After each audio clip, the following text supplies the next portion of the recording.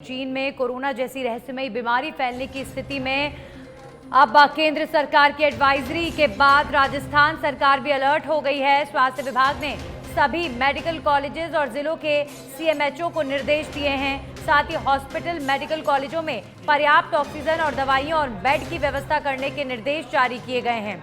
इसके साथ ही कल रिव्यू के लिए स्वास्थ्य विभाग के एसीएस शुभ्रा सिंह ने वीसी के जरिए मीटिंग बुलाई है। आपको बता दें कि पिछले कुछ समय से चीन में बच्चों में एक रहस्यमयी बीमारी फैलने लगी।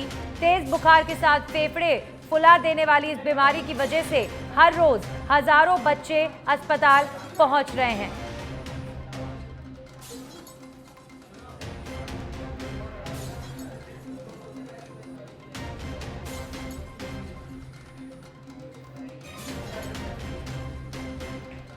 तो क्या फिर से किसी वायरस का संकट आने वाला है? ये बेहद चिंता की बात है, क्योंकि ये जो चीनी बीमारी है ये बच्चों को अपने शिकंजे में ले रही है।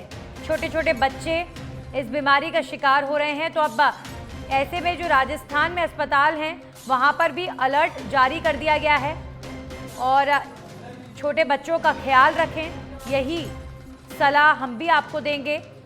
एसीएस शुभ्रा सिंह ने रिव्यू लिया है, पूरे अस्पतालों का जायजा लिया है, अस्पतालों के जो अधिकारी हैं उनसे बातचीत की है, क्योंकि चीन में एक रहस्यमयी बीमारी जो बच्चों को अपने शिकंजे में ले रही है। इस बीमारी ने अगर हिंदुस्तान में एंट्री ली तो फिर कैसे सारी व्यवस्थाओं को चाक चौबंद किया जाएगा, उससे पहले ही तैयारियां की जा रही हैं। हमारे सहयोगी सतवीर जुड़ गए इस खबर पर लाइव ज़्यादा जानकारी के साथ। सतवीर, चीन में फैली इस बीमारी के बाद केंद्र सरकार की तरफ से एडवाइजरी जारी की गई और केंद्र सरकार की एडवाइजरी के बाद अब जो राजस्थान सरकार है वो भी अलर्ट हो गई है। एसीएस शुभ्रा सिंह की तरफ से जायजा लिया गया और अभी फिलहाल क्या तैयारियां अस्पतालों में की जा रही हैं, किस तरीके की ये बीमारी है जो चीन में फैल रही है?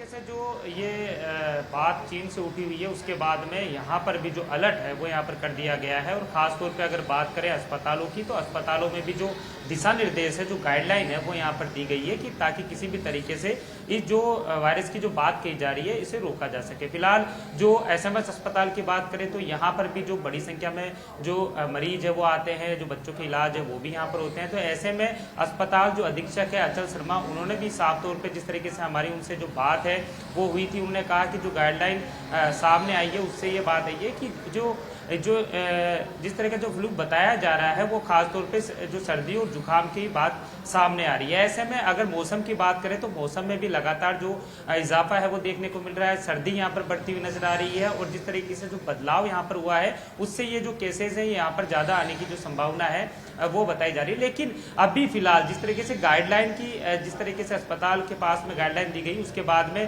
पूरी जो चाक चौबंद जो व्यवस्था है वो यहाँ पर की गई है। जो अस्पताल जो अधीक्षक है उन्होंने भी कहा है कि आईसीयू या किसी भी तरीके से बेड की इनकी जो कोई समस्या यहाँ पर नहीं है, सारी जो व्यवस्था है वो यहाँ पर की जा चुकी है। और खास तौर पे अभी तक अगर देखा जाए तो कोई भी केस यहाँ पर नहीं आया है, लेकिन इसके बावजूद भी पूरी तरीके से जो अस्पताल प्रशासन है वो अलर्ट है। चिकित्सकों की जो टीम है वो बना दी गई है जो हर स्थिति पर नजर रख रही है और इसके साथ ही हर जो अगर मरीज आ रहा है तो उसकी जो जांचें हैं वो भी यहाँ पर की जाएगी, ताकि अगर ऐसी कोई शिकायत अगर सामने आती है तो उसको पूरी तरीके से रोका जा सके। फिलहाल अस्पताल में जो टीमें हैं वो लगातार चिकित्सकों की वो भी जुट गई है और ऐसे में जो किसी भी तरह की जो कमी की अगर बात करें तो यहाँ पर अस्पताल में कमी यहाँ पर कुछ भी नहीं है। केवल अब जो एहतियातन के तौर पर पूरी तरीके से जो जाँचें हैं वो भी यहाँ पर की जाएगी। जी जी बिल्कुल।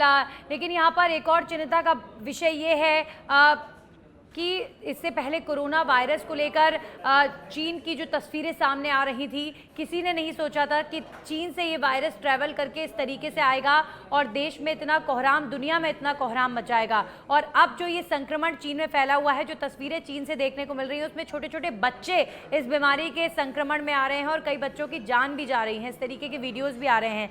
तो ये हिंदुस्तान में पेरेंट्स के लिए बहुत बड़ा टेंशन का विषय बन गया है और लोग वाकई जानना चाहते हैं कि आखिर ये किस तरीके का वायरस है और इससे बचाव के तरीके क्या हैं। तो ये भी ज़रूरी है कि जारी किया जाए, एडवाइजरी बताई जाए कि बच्चों को कैसे बचाया जाए।